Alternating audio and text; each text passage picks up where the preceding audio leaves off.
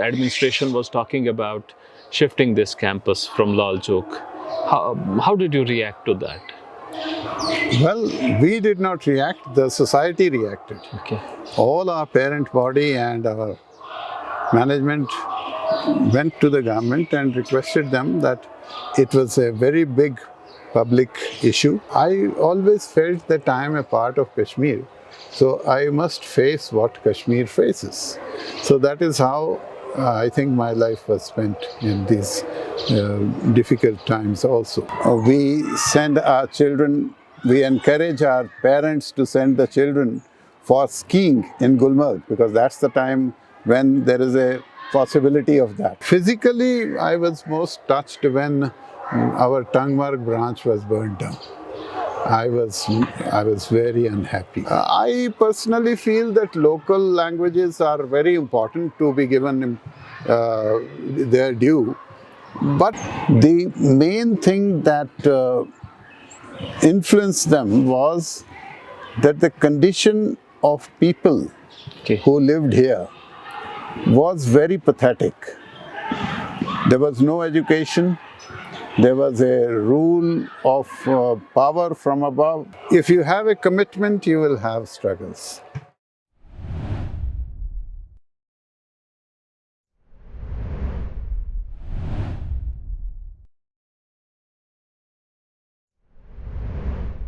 When we talk about legacy schools in Kashmir, Biscoe and Mallinson School has a long history. The Educational Institute has been instrumental in imparting quality education for decades. Today, we have a very special guest. We are here to talk about the legacy of this school with Director, Biscoe and Mallinson Educational Society, Mr. Parvez Samuel Cole. We are very happy and thankful that they have joined us on this special occasion. Without wasting any time, I will pose some of the questions to Mr. Parvez Samuel Cole. Thank you so much for joining us. Sir, I would like to begin by asking what was the idea which laid the foundations of this school?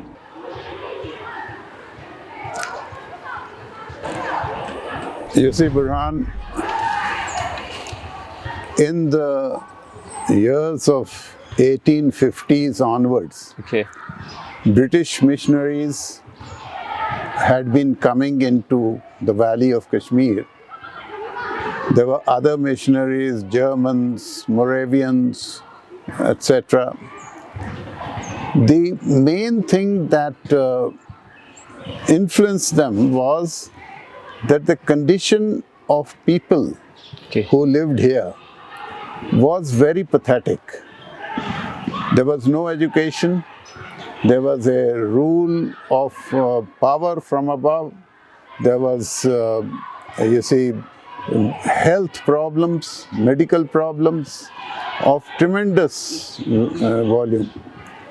This influenced the Church Missionary Society London to start sending missionaries with an aim to bring up the society. Not only education is a later thing. First they came to make the society a little more comfortable as much as they could do. So that was the main idea behind coming in to work in Kashmir by the missionaries from England. So how do you think, how successful has the institute been in imparting education in Kashmiri context? You can see today that things are so different.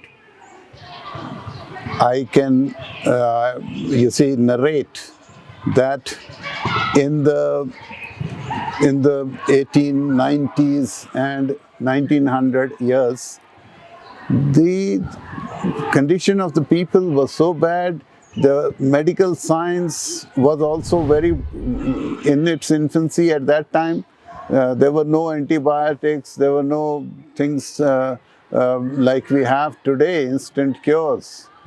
So I know that the medical doctors that came here, they would taste the urine of the patient to check if there is a diabetic issue or whatever.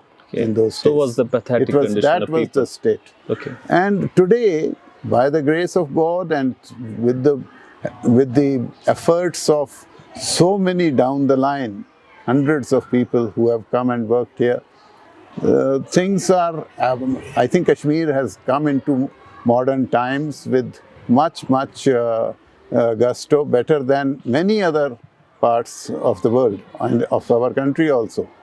So definitely there is a big success point, as I would say, that in these almost 150 years, the Kashmiri society has gained a great deal from the work of, devoted work of the people who have come and worked here.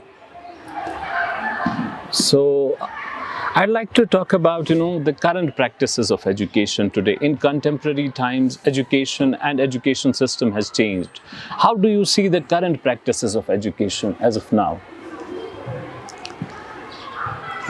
First of all, education has been commercialized to a large extent. That's an unfortunate thing. People have more affluence, people have ability to afford gadgetry, mobiles, computers. People have the wherewithal, means to support transport in cars and all that. Biscoe's original,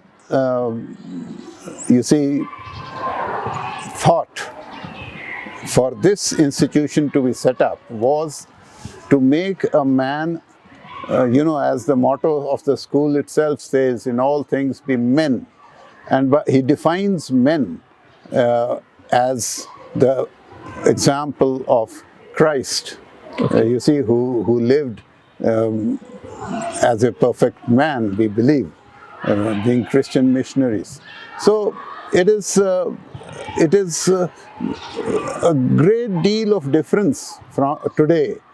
Today, when we have in our school the ideas of physical activity, ideas of, activities which strengthen the character. Now, you can't make a child climb up a mountain by any corrupt means. He has to use his leg power. That is what builds in that child the willpower, the character that he has to struggle himself, and he has to tax his own resources to reach that point. Similarly, swimming in the lake, for example, it's an endurance practice. How much a child can stand up to. So those are the values that we still value. Though the materialization has taken place, there's so much of materialism now. Children are, influenced by televisions, by modern electronic gadgetry, and so on, so on. But there is no substitute for physical well-being. We educate the child to remain fit, physically as well as mentally. Biscoe always said, a sound mind in a sound body. Without a sound body, you can't have a sound mind. Sound mind, exactly.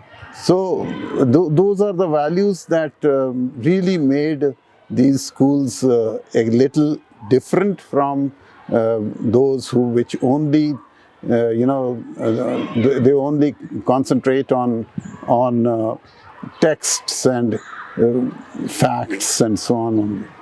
It is the physical that is attached to that, and that's what makes these institutions exclusive. Okay. So as long as, as I was entering this institute, this institute has a very different vibe. I have myself been a student of this institute for more than a decade. So I have studied at different institutions after that. I've been to universities as well. I'd like to ask you, what makes this institute different in contemporary times? So many new schools have come up, but they are not matching the legacy of the schools. Why Biscoe? I don't blame the present setup or the societal methods of today. because of the influence of money, the influence of affluence, and so on, so on. What I say is that when a child has to learn a scientific facts, let's say, if he is learning a scientific facts, he has to go deeper into the the reason behind that fact. Why science and technology have advanced in this world? Because they have thought of betterment of humanity. Yes. Betterment of humanity is, physical well-being, being able to, carry yourself in a safer, in a better manner, mobility, transportation, even electronic gadgetry, etc. Now, mobile phones, for example. You see, we do not allow mobile phones in the school even today.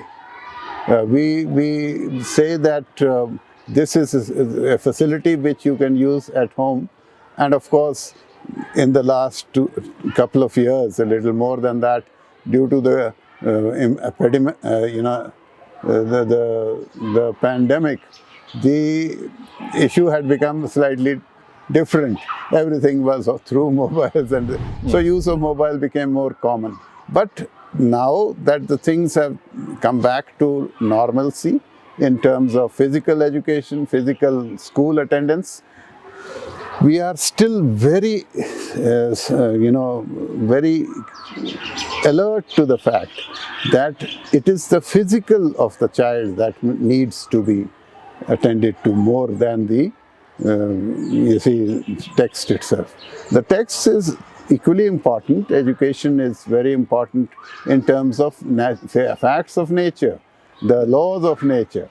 But behind that, the physical well-being of human being is the more important thing, and that's our aim here. So what makes this school different is the co-curricular activities. So what are the co-curricular activities in 2022 that the Biscoe School offers to its students? Starting from with the calendar year, let's say, as the school closes down in winter in December, we send our children, we encourage our parents to send the children for skiing in Gulmarg, because that's the time when there is a possibility of that.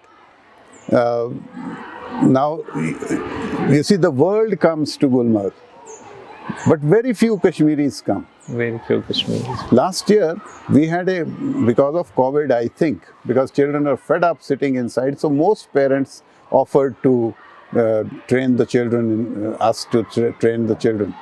And we had hundreds and hundreds, nearly 1,000 students who were trained in short groups, small groups in Gulmarg. We have our own facility and all skiing equipment there. So that's how we start. In March, then in the winters itself, we also send the children out to various excursions in the other places, maybe other countries also. And then the children come back to school in March. We start with the first activity, that is the cross-country run. You might have done it in your times. A lot of time. The children run from here right up to the Shankaracharya hilltop and come back. It's about 12 to 15 kilometers, depending on how far the bigger ones and the smaller ones go. Then we follow it up with the other activities that are co-curricular, quizzes, in the celebration of various days, in a very modern way. आजकल तो digital हो गया है सब कुछ, तो even during COVID we continued with those activities of having debates and quizzes and so on, science exhibitions and so on. Then later on in the year we add up the camps to our activities. The summer camps are held, and the children learn to trek in the mountains, You see, again, the same thing I'm saying, that it's the physical straining your body, which is a very important thing to keep fit. And followed by, then after the camps, we have the season for the Dal Lake. Children swim in the lake. We have Dal Cross and so on. Did you do any in your times? I tried to be a swimmer, but at the end of the day, it's about putting efforts. But Yes, I can was quite, understand not everybody picks up on it, but then majority of our students manage to learn these activities, and they are given the opportunity to learn this activity. Uh, Regattas, we have boating in the lake, and so on. Then, of course, academics doesn't take a back stage thing. It is at the same time kept up. The ethos here is that every child must get his due. It's not that I pick up a team for hockey or football or cricket and those 16 or 20 children are trained, and no. We give a chance to every child right from small age. You might have remembered that we have boys and girls in the lower primary at the age of about 4, 5, 6 years of age. They are lined up to the swimming pool and made to learn those activities right from that time. And everybody in the class, not a selected few only. This is the main difference. Camps are attended by most of the students. Parents, of course, must cooperate. And wherever the parents cooperate, all these activities are attended by the children. So, Zabarwan climb is another one where the mountain provides such a big facility or opportunity for children to climb up to 12,000 or so on. So, these are the kind of activities that nothing can dilute these activities. Modernization or new education policy or whatever you call it, nothing will dilute it. These are activities that will remain. You see in developed countries, they don't use so much of cars and things. they go on riding bicycles. Yeah, they do more physical. So that is what our aim is. Sir, you talked about giving every child a fair chance. That doesn't happen without taking everybody on board. You didn't talk about, children with special needs. The school, as of now, does not offer a facility for children with special needs. What's your take on that? How do you see that? I do agree that we do not do much for the special need children. In fact, today's world demands that children with special needs ought to be trained by specially trained people. So we do not have that kind of a staff or teachers to take care of that. But on the other side, I would say that all other needs of the society we try to meet. We give lakhs and lakhs of rupees worth of concessions to economically weaker sections. We give for mild abnormalities in children, we take care of that. That is detected right at the lower primary level. We have, that is why we have 2 teachers in each class to observe these abnormalities. If anybody is found with a special need, we generally recommend to the parents that they should try and take the help of a specialized school meant for these kind of things. But of course, our new education policy talks of every school having this kind of facility. So I believe for our future, approach, for example, in our Kashmir Valley School, where we have had a chance to build a new building for the +2 section, we have provided a ramp, for any child coming in a wheelchair, you see, and that is a first step, you can say. And also we keep our teachers some teachers we reserve as counselors for those who are otherwise needing special help. More than that, at the moment, I would admit that we do not have much of special education for specially abled children. You have been a principal of this institute for more than 3 decades. So, what are the changes that you made during your tenure? Yes, answer to that question of yours, that what have we achieved in the last 35 years or more, I can simply say this, that when I joined in 1985, all the schools, especially the private schools in the valley, were only up to 10th class level. There was no +2 anywhere. And that was one of the first steps that we took. I joined in 85, and by 86 we had started the class 11 and 12 program in these schools. It was almost the same time followed by the IT revolution, you see, because computers started coming in. I think we were the first school to have compulsory computer education in lower classes.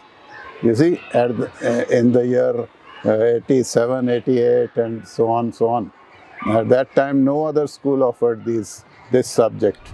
But we were fortunate enough to get some help from, in those days, an IIT used to be here. And so many other agencies which carried, we set up a completely new IT system in our school. Following that, we had then in the year 2003, my son had to return from New York. He was studying in USA. He had to return from there because 9/11 happened in New York. He was in New York only with my sister. And after completing his studies, he said, it's no difference there or here, so I will rather join in helping this school come up. And he has been responsible for bringing in a new system of management in this school, which was based on human resources development pattern and management information system, MIF, technology involved in that. So we have all kind of facilities in the schools. We have over 500 computers sitting here on this campus itself. We have our own,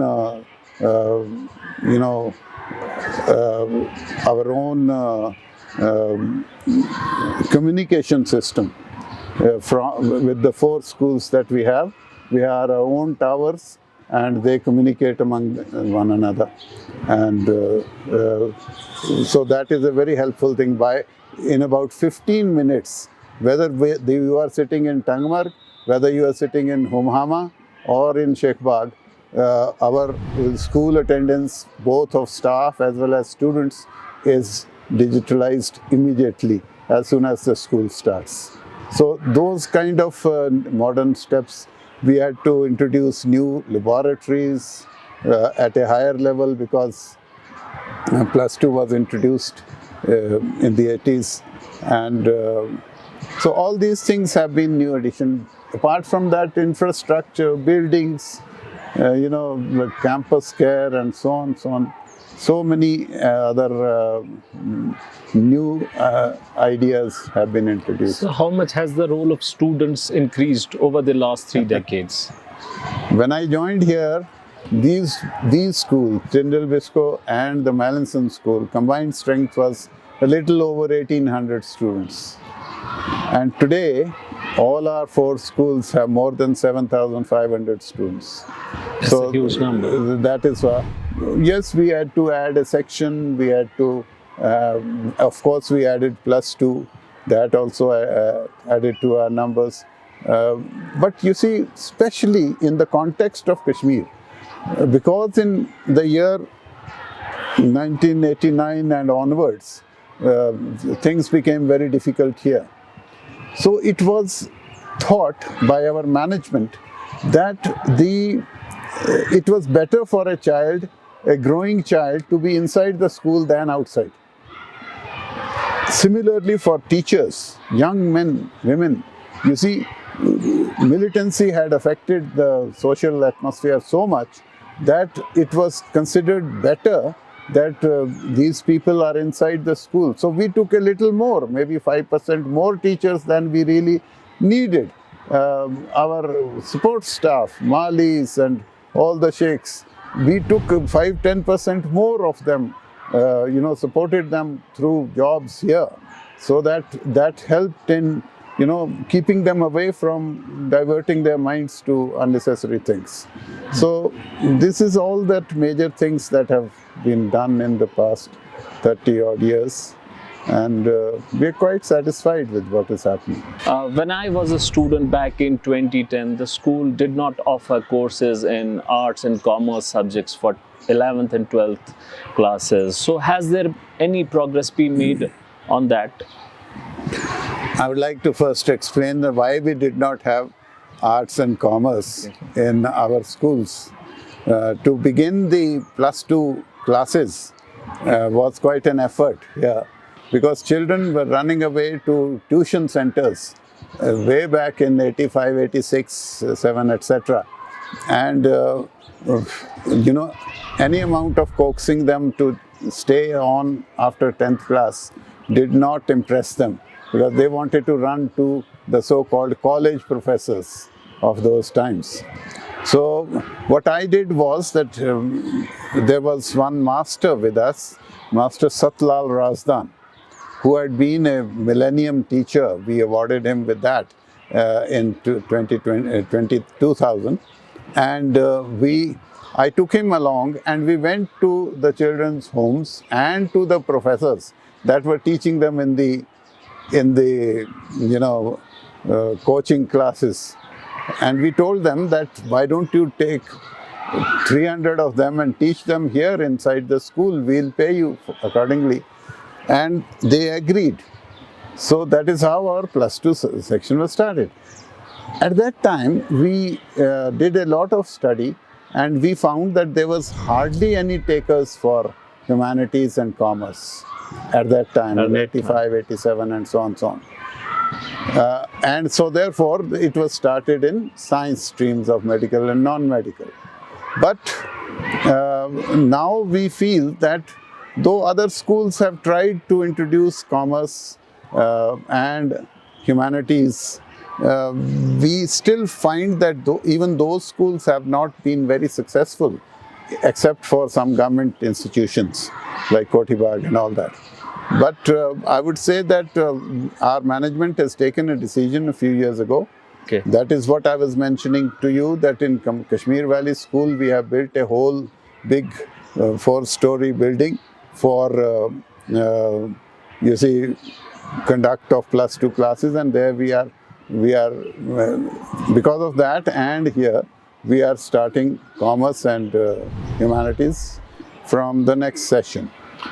So what will be the number of students that will, that the school will allow to take these subjects? We can't It's going say. to be a thin number, I think. We can't say. This is what I said, no? That the demand for those subjects is very little still. And although I know that children are aware, parents are aware, that these subjects are more promising now.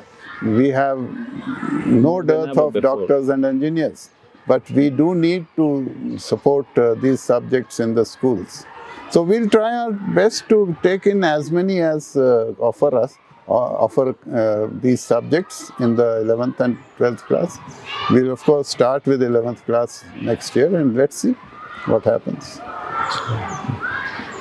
We have the facility to provide them 1 or 2 full sections of these classes only. So do you have the requisite infrastructure for that? Yeah, that's what I'm saying. Okay. We built the centenary block of Mallinson School. We rebuilt the many areas of Biscoe School, and now we are building. We have made a new building in Tangmarg.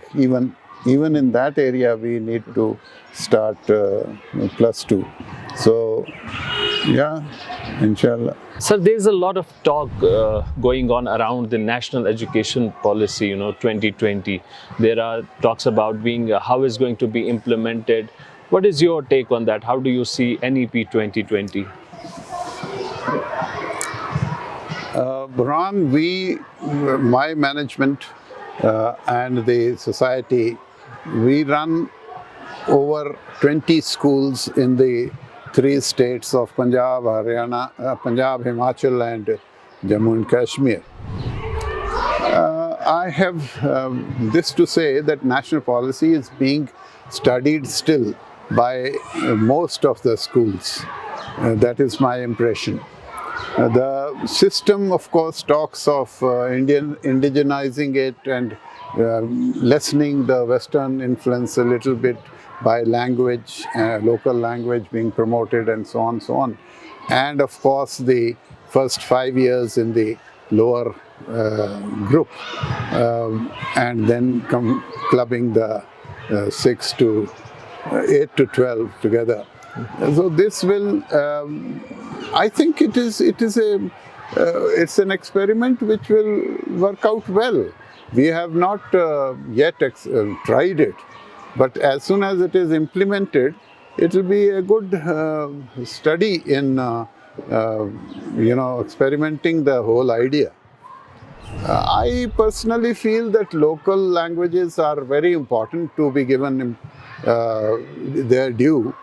But at the same time, we have not to forget our international, the world is a big village today.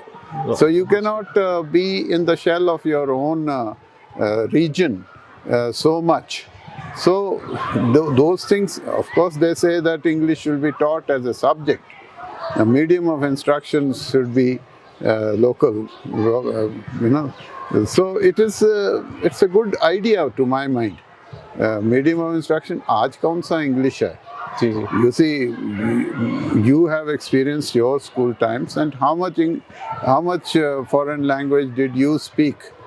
Though the medium of instruction in the school was English, the teacher taught in English, but home and all other influences are there, and they should not be reduced, definitely. Culture develops through your own language. That's a very important area to think about. So do you think anyway, government is trying to, interfere too much into the educational institutes, how affairs in the private educational institutes work? For example, when they say that you have to teach in the local language, or for that matter, you have to sideline the English language. So do you think that the government is interfering too much in the affairs of mission schools? Anything which is suggested can be made into a success story. Just the main thing is people should be sincere about it. Promoting Kashmiri, why not?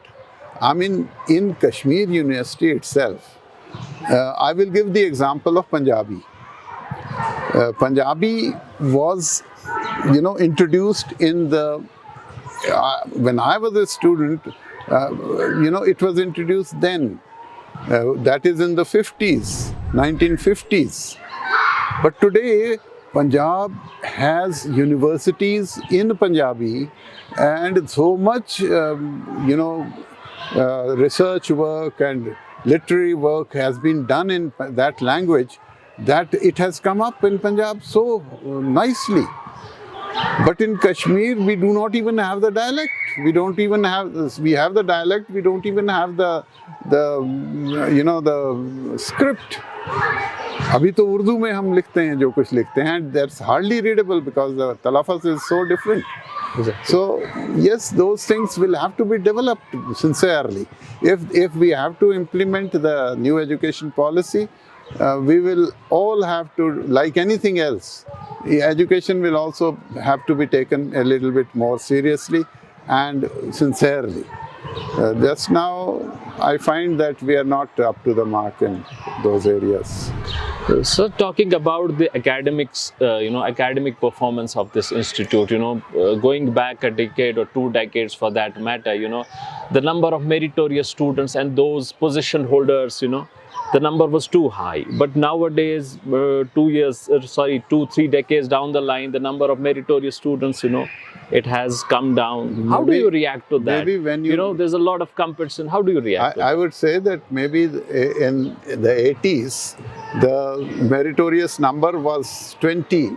Say in the state merit list, our 20 students came in. Today also the same numbers occur.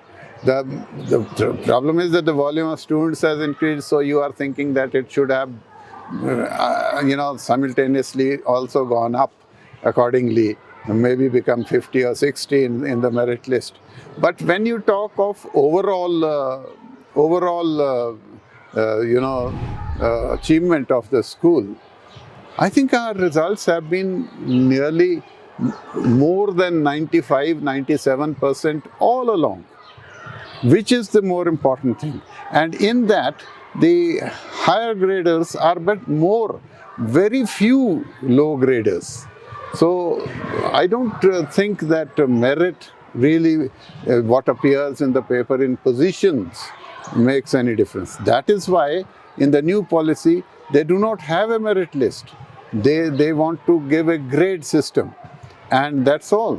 And my son did his graduation from New York, CUNY, the Central University of New York, and he was graded there, not given a specific, merit position or anything like that. A, B, C, D, वही चलता है. So that's how it should. Overall performance of students should be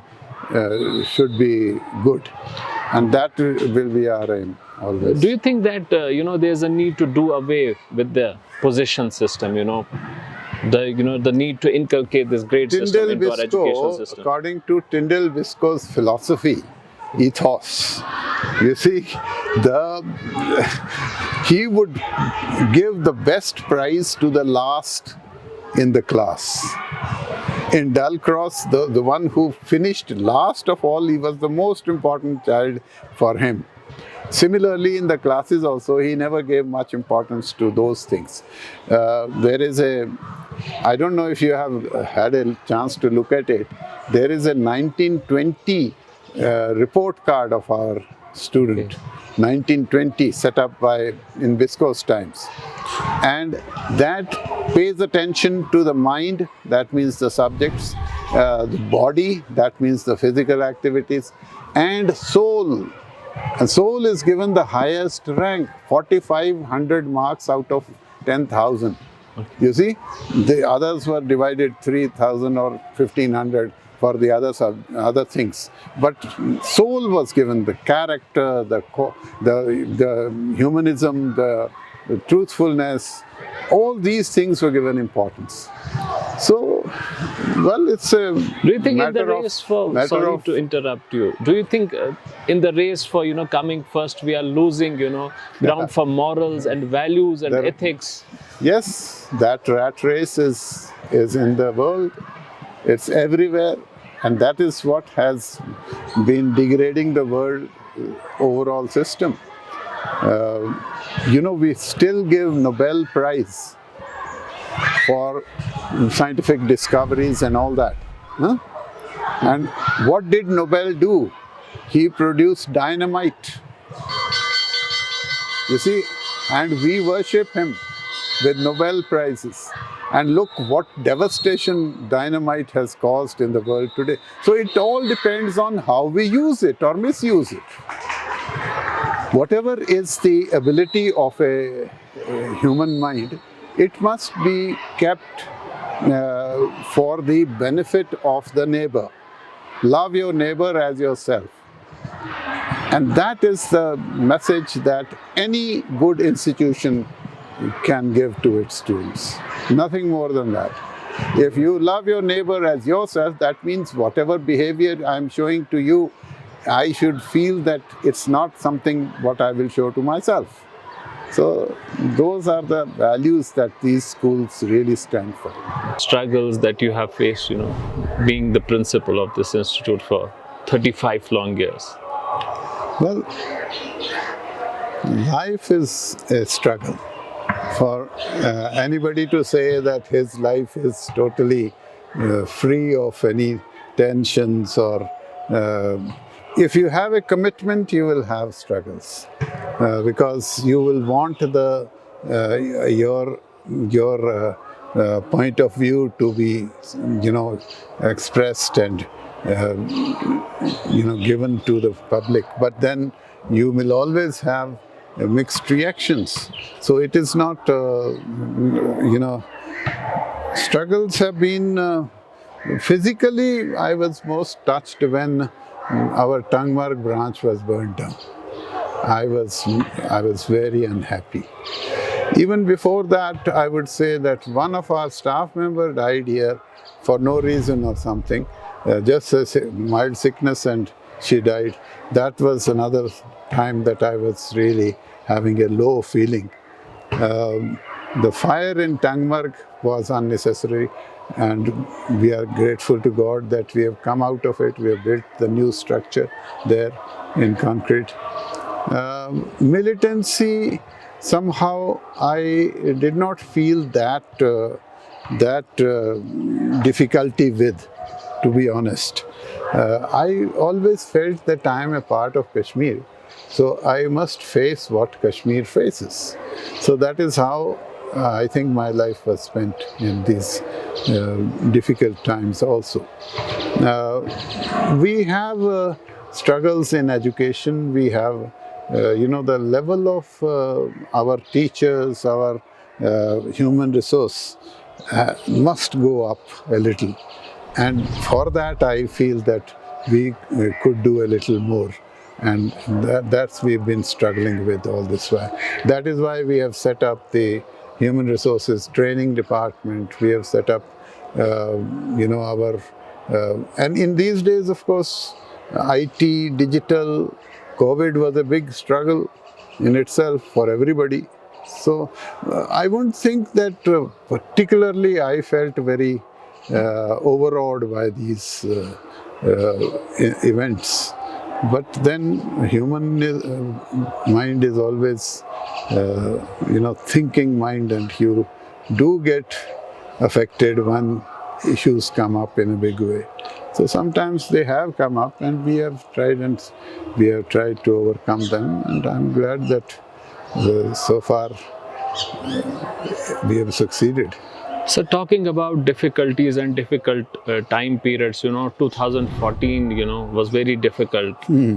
Kashmir was hit by unprecedented floods. But unfortunate part was that, the school was caught in the midst of all that, It was deluged for a very long period of time, Infrastructure damages, other damages, students couldn't attend the schools. How did you cope up with all that 8 years down the line? To tell you the truth, we were about 50 people on the campus. Some people had come in from the near neighborhoods whose, homes have been shattered because of the floods and all that. And so we were looking after about 50 people. But I tell you that it was like a camp. Okay. You see, we did not feel the awe of it.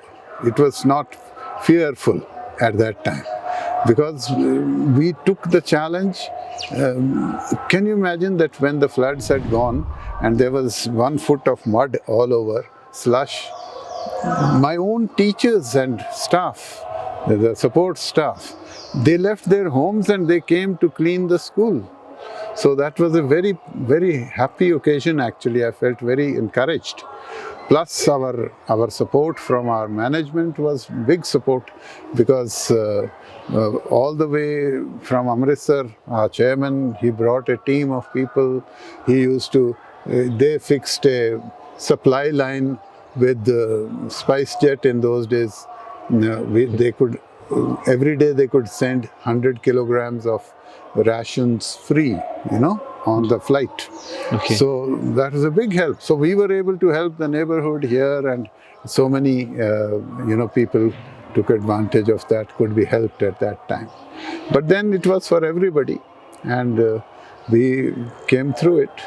We had a big loss in terms of our infrastructure because school remained deluged for over 21 days.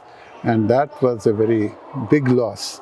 But slowly over the years, we have overcome all that, and you can see it today. Yes. It's looking beautiful than ever before, I would say. Well, that's God's grace. God's grace. So talking about these difficult situations, we were recently hit by a COVID wave. How did you manage to get online, and how did you even manage, difficult situation, unprecedented situation? We must thank the militancy. Oh, You see, right from the year 2006, 8, 10, 12, you know how summers were literally closed here, otherwise also, before the floods. And we had developed, I told you that when we developed the Human Resources Center, we also developed the IT center here.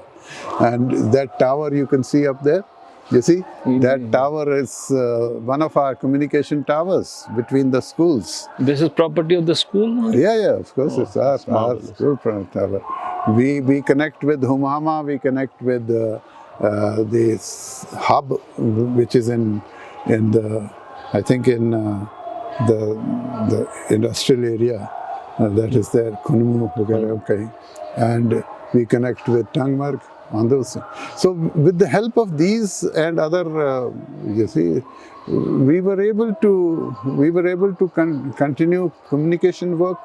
In fact, our communication system, perhaps people tell us, was the best among the whole of schools, all schools, even from other offices, because we had all this facility with us.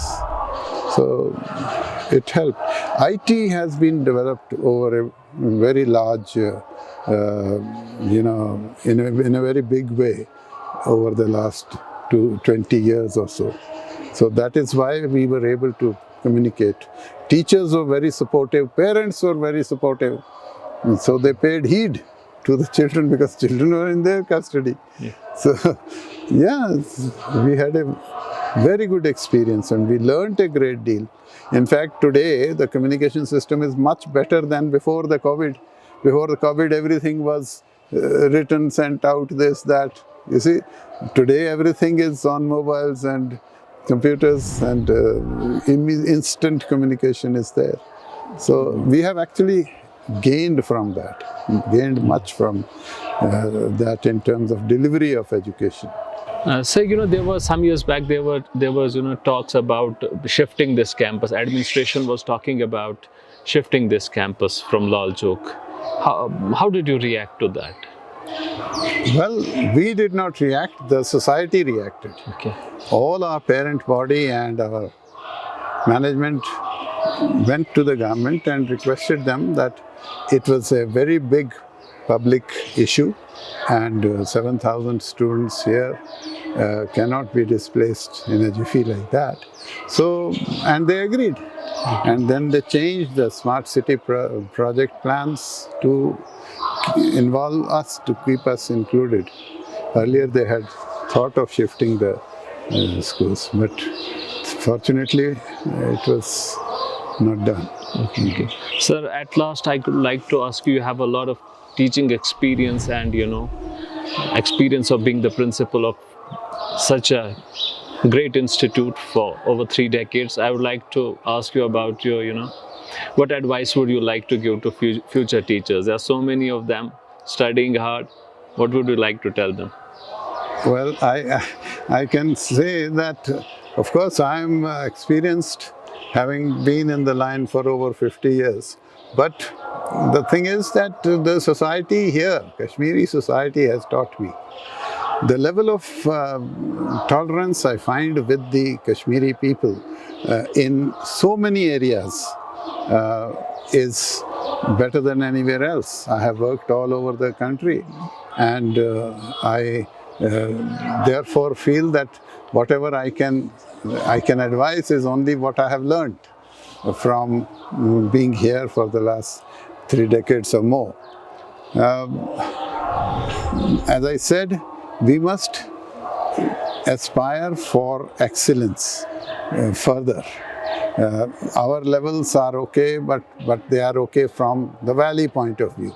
But I am on the board of so many schools outside, bigger schools and small, and I find that many schools are way ahead of our schools because they have the openness and the possibility of getting that opportunity to develop further. IT, I think we are better than anybody else, but in terms of the general level of education, the general level of teachers in the classes, that needs to come up. So, as I said, that sincerity of purpose is a very important thing. Sincerity of purpose, as our teachers depict here. As I told you, that they are in the camps with children for over 3 weeks or 4. They jump in the Dal Lake along with the children. Those kind of sincere efforts will pay a great deal. And I think as the time passes, lesser and lesser people are opting for a tough life in that sense, because it's very physical. But then if they do that, first of all, they'll keep themselves fit, you see, and secondly, they will benefit the society. The children will learn from them so much. That's our hope. Well, thank you so much for joining us. It was a pleasure joining you, sir. Thank you. It was a pleasure talking to you. Thank you for giving me the opportunity. Thank you so much. I'd like to thank our viewers as well for joining us on this special interview with Mr. Parvez Samuel Cole, Director, Tyndall Biscoe and Mallinson Educational Society. Thank you so much for joining us.